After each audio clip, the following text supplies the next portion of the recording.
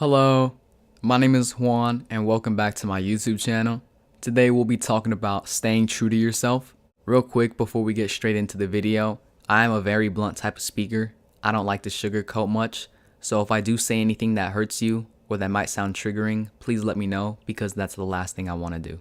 When we venture through life, people think it's as easy as just staying true to your journey or just being you and that's it. But are we really staying true to our journey, let alone ourselves? If so, why are we constantly comparing our chapter 1 to somebody else's chapter 20? What about the times when fitting in seems like the easier option?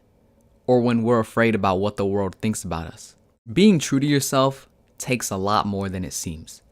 I personally believe that it means sticking to your values and beliefs, no matter the context, taking risks whether or not you fail, all while not letting outside stimuli get in your way. It's your journey for a reason. Quit worrying about whether or not you'll be on par with everybody else. I read a quote about a year ago that said, "I'm not beautiful like you, I'm beautiful like me. My strengths could never compare to yours, and yours will never compare to mine." Humans have made life into a competition, and it was never supposed to be like that. I know what it feels like to think that you're on a good path in life, and then you open up Instagram Reels, and then you see some 15-year-old kid making 20 bands a week from selling his online method. Whether or not it's true, it completely diminishes everything that you've been doing. Or so it feels like it. And I've had personal experience with this. About a year ago, when I started going to the gym, I got back home after a brutal leg workout. And I was feeling really good about myself. I was taking those pump photos, checking myself out, and I was like, you know what, today was a really good day. I put in the work and I'm very happy. 5 minutes later, I opened up TikTok and the first video that I saw was David Goggins calling me a bitch and telling me to get back to work. In that moment, I completely disregarded every single thing that I did, whether it was the workout or anything else that I did throughout the day, and I started doing a bunch of push-ups, sit-ups, and squats again. And in that moment, I was telling myself, you know what, David Goggins is right. I didn't do enough. I have to be better than everybody else. And if I could go back in time and slap the shit out of myself for doing that, I would do it, no doubt. There's a quote by Ernest Hemingway that goes, "There is nothing noble about being superior to others. True nobility resides in being superior to your former self. However, being true to yourself, being better than yourself, and following your journey does come with a cost, just like any other thing in life. You'll be persecuted for simply doing you. Sometimes by randoms, by your friends, and even your own family. Don't worry about that. Why would you take criticism from someone who hasn't even taken the steps that you have in your journey? Why would you seek validation out of someone that you would never trade places with? If you keep trying to live a life for the pleasure of others, number one, you're doing the complete opposite of staying true to yourself and your journey. And number two, you will not get to where you want to be. I can assure you of that. I used to be a major people pleaser. I still sort of am. But over time, I've learned that people are going to hate on you no matter what you do. If you do something to please this one person, another person's going to come along and say that they don't like it. It's inevitable. And if you spend your entire life trying to defy the fact that people are always going to hate on you, you are giving others control over your destiny. Coming from a religious perspective, specifically a Christian one, you shouldn't have to seek validation out of a world that crucified even the perfect man. That should tell you a lot about the type of society that we live in. I want you to think about all the successful people in the world, all the way from singers to the world's best athletes. People look up to them. Some people worship these athletes. But if there's one commonality between all of these successful individuals, it's the fact that they have nothing in common with each other. These are individuals that have realized the unique gift that was given to them at birth, and they have utilized that gift to fulfill their ambitions. I know what it's like to look at someone successful or someone better than you and think, wow, this person is so complete. This person is larger than life itself. I wish I could be like that. And if you still think like that, I have some good news for you. Number one, all of us are complete. We've all been complete since our incarnation. And number two, yeah, life is large. There's no doubt about it. But what sucks about it is that most of us haven't taken up the amount of space that we were meant to. You were born with a purpose. The odds of you being born are like 1 in 400 trillion. People online, and I know you guys have seen it, have made those jokes about like us winning the sperm race. You know, we've been winners since day one, since the day we were conceived. And we technically are winners since day one. The reason we haven't figured this out though is because we were born into a world of chaos, a world of lies. We were born into cultures that dictate the way in which we perceive the world. Our thoughts are controlled by others, not by us. You wonder why some normalized things may seem right or wrong to you, and instead of speaking out on it, you suppress your emotions because you're afraid of what people are going to say about you. You feel trapped. And to tell you the truth, we've all been part of that trap at some point. Some of us have escaped. Some of us are now realizing what we were born into. And some of us, unfortunately, are going to be oblivious to that fact for the rest of our lives. But the good news is that you can escape too, but it comes with a cost. And I'll provide an example. Back in 2023, I used to be a dishwasher for a winery. I was always in the back, just washing dishes. I had my little speaker with me. I was blasting Lil Baby and Future, just a bunch of trap while I was washing dishes and doing my thing. One day, I forgot to charge the speaker the night before, so I brought it in, and about 15 minutes into my shift, it died. So it was literally just the sound of me and washing the dishes. All I could hear was the sound of water spraying on the dishes, the sounds of my coworkers stressing, trying to get the food out on time. Everyone was yelling at each other, and you already know, when you're in a stressed environment, it's never good. And in that moment, as I was hearing everything that was really going on outside of the music, I thought, what am I doing here? I'm not supposed to be back here washing dishes, hiding away from everybody. I'm very smart. I have a bunch of knowledge that I should be sharing with others. I have a very handsome face that I should be showing off to the world, or so my mom says. I straight up told myself, dude, I'm fucking quitting.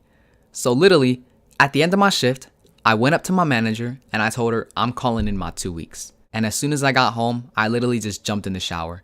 No music, it was just me alone with my thoughts. During that shower, I had a revelation. The people in the world who are fearful of expressing themselves will work for the people who aren't.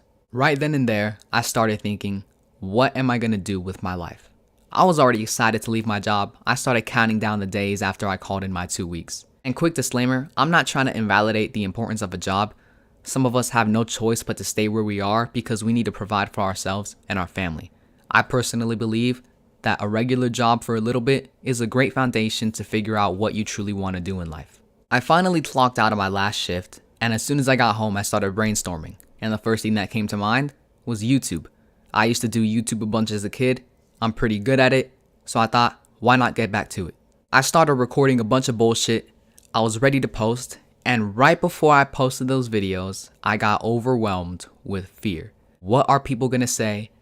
What if I get canceled for saying something wrong? What if I lose Instagram followers for shouting out my channel? Those thoughts quickly overwhelmed me, and I ended up never posting the videos. I just deleted them, and I went back to living a normal life. For the next 2 to 3 years, I was just, going back and forth with some normal jobs, and I felt comfortable. And those thoughts over time, they started coming back, but this time they were different.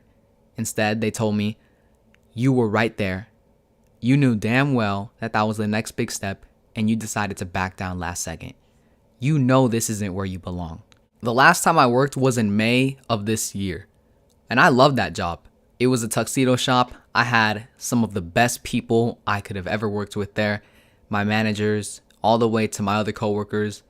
I don't even consider them coworkers. They're all my friends. That's how much I love them.